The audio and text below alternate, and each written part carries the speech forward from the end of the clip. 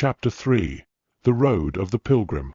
Long after the dragon's bones were ash and the people of Cylene had built a church upon the field of battle, pilgrims began to follow the trail of the man they called the God-bearer, the dragon slayer, the Knight of the Cross. But George himself was far from that place. Across deserts and mountains, through cities teeming with idols and wild lands where no king ruled but fear, he rode not as a lord, but as a pilgrim, one sworn to no earthly liege, but to the captain of heaven. In Egypt, he walked among the ruins of temples older than Abraham, where black-robed priests muttered to jackal-headed idols. There, he found a village where children were stolen to be fed to crocodiles in hidden pools, and he rebuked the priests with the fire of Elijah, casting down their altars and leading the freed children in song to the Lord who said, "Let the little ones come unto me." In Antioch, he came upon a heresy spreading like a slow poison among the faithful, a twisting of the truth into subtle lies. The bishop feared to speak, but George stood upon the steps of the basilica and, with the authority of one who had seen truth blaze like the dawn, he declared the creed, unbroken, undiluted, and eternal. And many hearts were turned back to the way. But not all received him with joy. As the fame of the knight grew, so did the hatred of those who served the old powers, men who had adorned themselves with titles, who wore the vestments of priesthood but bent their knees not to God, but to Caesar, Mammon, or the serpent coiled in shadow since Eden. These men whispered in courts, and their words were like thorns. They warned the magistrates, "This man is a disturber of peace. He stirs up the people. He denies the gods of our ancestors. He blasphemes the sacred rites of Rome." At last, in the city of Nicomedia, he was taken. He had entered the city in secret, weary and dust-covered, and gone at once to the baths.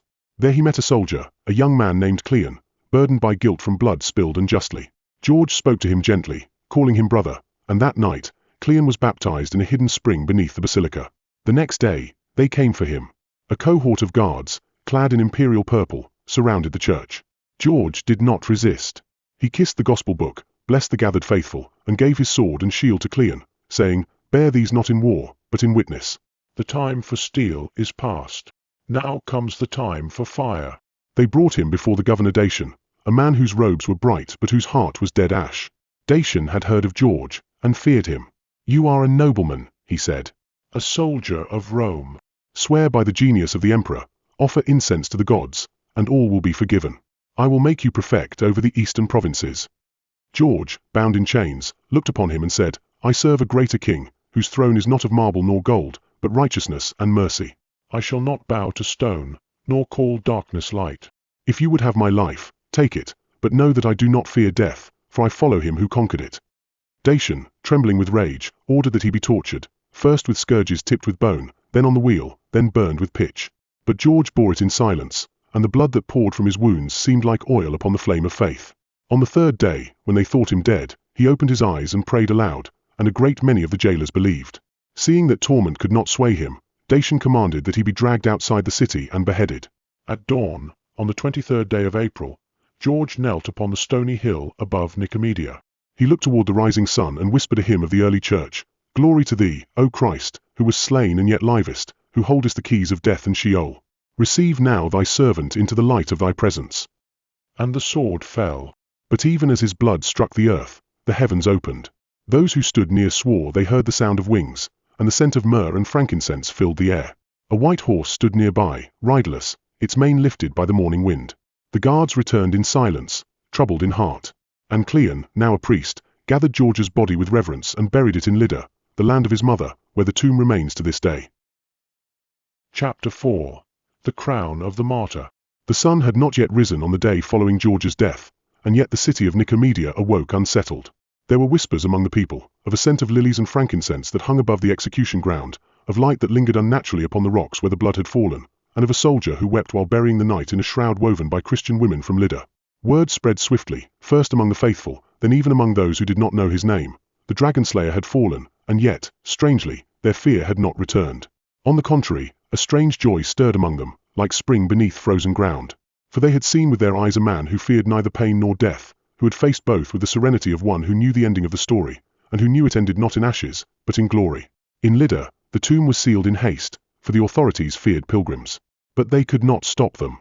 They came by night and left offerings, small wooden crosses, pieces of broken weapons, flowers plucked from desert hills.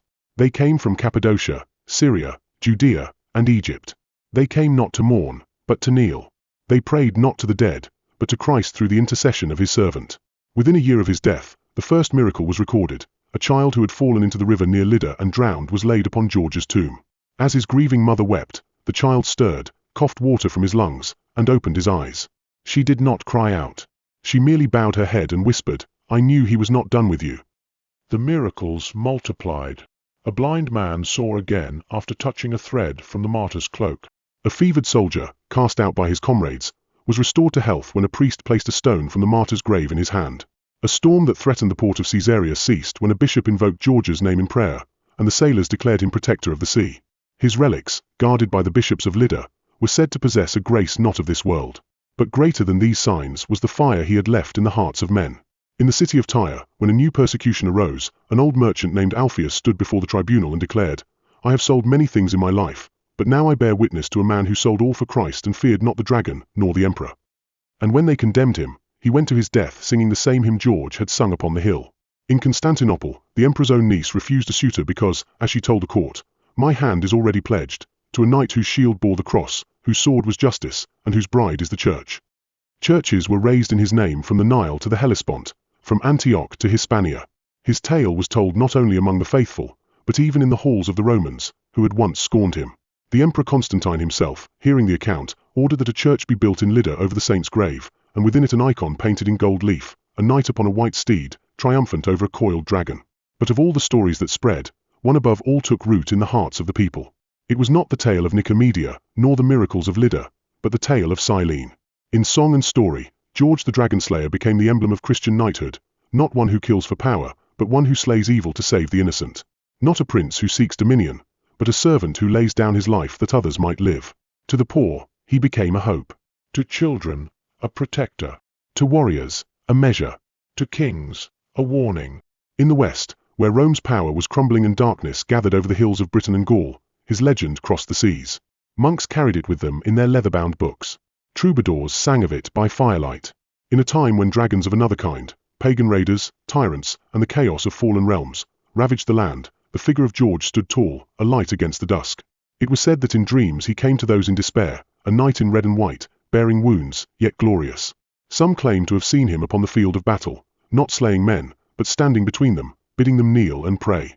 And in time, the kingdoms of men, once sundered and broken, rose again. They built great cathedrals and crowned new kings. And when they raised their banners, many bore his sign, a red cross on white, the sign of the one who bore his cross unto death and gained the crown of life. And thus was fulfilled the vision George had seen in the prison of Nicomedia, a city surrounded by darkness, a people held in fear, and a voice saying, "Rise, O son of faith, for I have set thee as a shield for the helpless, a sword against the darkness." That city was no longer just Cyllene, it was every place where men lived and feared. And George became the sword of the word and the shield of the innocent, for all times. Not by his own strength, nor for his own glory, but for the captain of heaven, whose name he bore, and in whose army he marches still.